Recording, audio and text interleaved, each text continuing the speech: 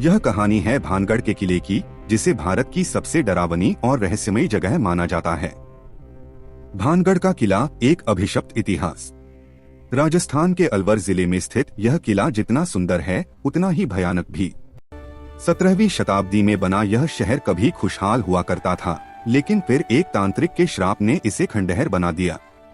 कहा जाता है कि भानगढ़ की राजकुमारी रत्नावती बेहद खूबसूरत थीं। उसी राज्य में सिंघिया नाम का एक तांत्रिक रहता था, जो राजकुमारी पर मोहित हो गया था। वह अपनी जादुई शक्तियों से राजकुमारी को हासिल करना चाहता था। एक दिन तांत्रिक ने राजकुमारी के इत्र की शीशी पर काला जादू कर दिया, ताकि राजकुमारी उसकी ओर खिंची चली आए।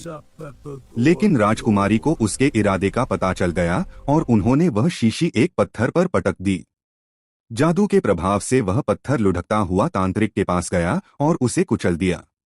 मरने से पहले तांत्रिक ने श्राप दिया कि भानगढ़ पूरी तरह तबाह हो जाएगा और यहाँ रहने वाले सभी लोग मारे जाएंगे, उनकी आत्माएं यहीं भटकती रहेंगी और उन्हें कभी मुक्ति नहीं मिलेगी। कहा जाता है कि इस श्राप के कुछ ही समय बाद भानगढ़ और अजबगढ़ के बीच युद्ध हुआ, जिसमें भारी कत्लेआम हुआ। पूरा शहर उजड़ गया और आज भी यहाँ के खंडहरों में मकानों की छतें नहीं मिलती। स्थानीय लोगों का मानना है कि यहाँ छत बनाने पर वह अपने आप गिर जाती है। आज भी भारतीय पुरातत्व सर्वेक्षण (ASI) ने सूर्यास्त के बाद इस किले में प्रवेश करना कानूनी रूप से प्रतिबंधित कर रखा है। यहाँ आने वाले लोग बताते हैं कि रात के समय अजीब आवाजें और घुंघरुओं की झंकार सुनाई देती है। जो भी रात में यहाँ रुकने की कोशिश करता है, वह कभी वापस नहीं आता या उसकी मानसिक स्थिति बिगड़ जाती है। हिमालय की गोद में जहाँ हवा भी सांस लेने से पहले सोचती है। समुद्र तल से 16,000 फीट की ऊंचाई पर एक वीरान घाटी छुपी हुई है। यहाँ एक छोटी सी झील है, जो साल के ज्यादातर समय बर्फ की मोटी चादर में कैद रहती है। खामोश और रहस्यमय, लेकिन जब गर्मियों में बर्फ पिघलती है तो यह झील एक ऐसा सच उजागर करती है जिसे देखकर इंसान सिहर उठता है। झील के तल में सैकड़ों इंसानी कंकाल बिखरे पड़े हैं, मानो पूरा का पूरा काफिला यहीं आकर थम गया हो। साल था 1942। एक फॉरेस्ट रेंजर गलती से यहाँ पहुँच गया और जो उसने देखा वह उसकी जिंदगी का सबसे डरावना मंजर था।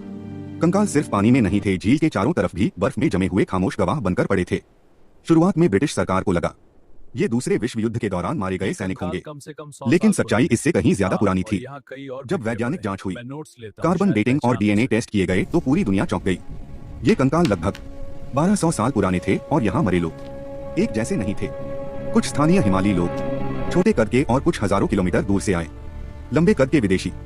सबसे बड़ा सवाल यही था, इनकी मौत कैसे हुई? न तलवार का निशान, न किसी हथियार का सबूत, न बीमारी के कोई संकेत, लेकिन हर खोपड़ी पर और हर कंधे की हड्डी पर एक जैसी गहरी चोट थी, जैसे मौत ऊपर से बरसी हो। रिसर्च बताती है ये लोग शायद तीर्थ यात्रा पर थे, आस्था और विश्वास के साथ हिमालय की कठिन राहों पर चलते हुए।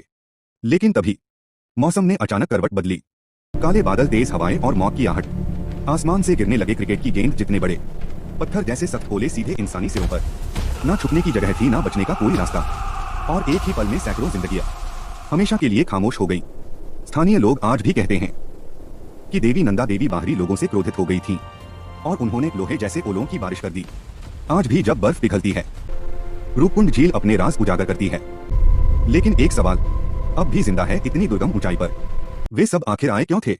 दुनिया के सबसे अमीर मंदिर के नीचे एक ऐसा दरवाजा है जो आज भी बंद है।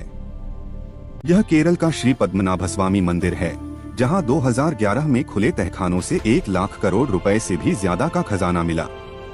सोना, हीरे, प्राचीन मूर्तियां और दुर्लभ सिक्के, सब कुछ सामने आया। लेकिन जब 7वें दरवाजे, जिसे वॉल्ट भी कहा जाता है, को खोलने की बारी आई तो सब कुछ रुक गया। यह कोई साधारण दरवाजा नहीं है। इस पर कोई ताला, कुंडी या जंजीर नहीं है। दरवाजे पर बने 2 विशाल नाग इस बात का संकेत देते हैं कि इसे सामान्य तरीके से नहीं खोला जा सकता। मान्यता है कि इस दरवाजे को प्राचीन काल में नागपाशम मंत्रों से बंद किया गया था। कहा जाता है कि इसे केवल वही खोल सकता है जिसे गरुड़ मंत्र का सही ज्ञान हो। कुछ लोगों का दावा है कि जब इसे खोलने की कोशिश की गई तो अंदर से समुद्र की लहरों जैसी आवाजें और सांपों के फुफकारने की ध्वनि सुनाई दी। इन्हीं आशंकाओं और सुरक्षा कारणों को देखते हुए सुप्रीम कोर्ट ने इस दरवाजे को खोलने पर रोक लगा दी। आज भी यह 7वां दरवाजा बंद है। और माना जाता है कि इसके पीछे इतना खजाना छिपा है जो पूरी दुनिया की अर्थव्यवस्था को बदल सकता है।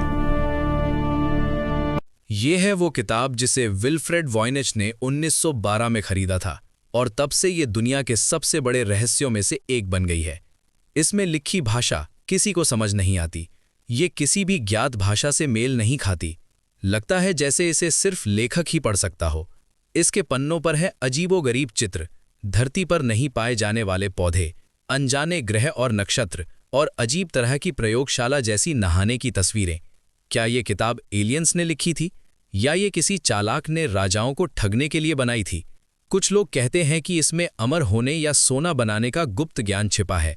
दुनिया के सबसे ताकतवर कंप्यूटर और एआई भी इसे समझने में असफल रहे।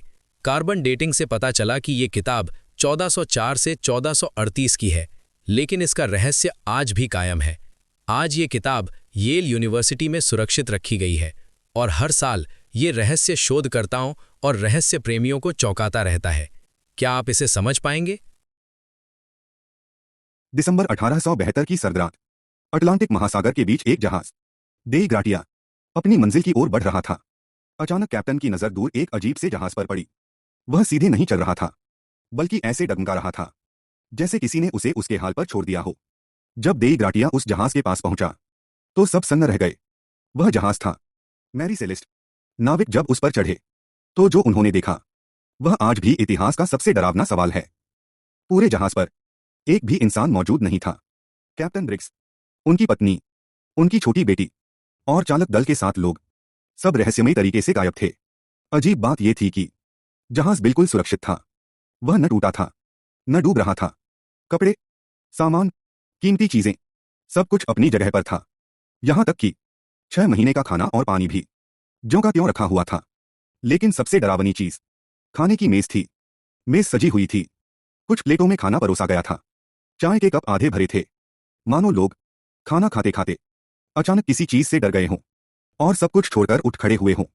जहाज की एकमात्र लाइफ बोट गायब थी, लेकिन समुद्र शांत था। कोई तूफान नहीं, कोई नुकसान नहीं। तो फिर अनुभवी कैप्टन ब्रिग्स ने जहाज छोड़ने का फैसला क्यों किया? आज तक कोई नहीं जानता वास्तव में हुआ क्या था। कुछ कहते हैं समुद्री डाकुओं ने हमला किया, लेकिन अगर ऐसा था तो कीमती सामान क्यों छोड़ा गया?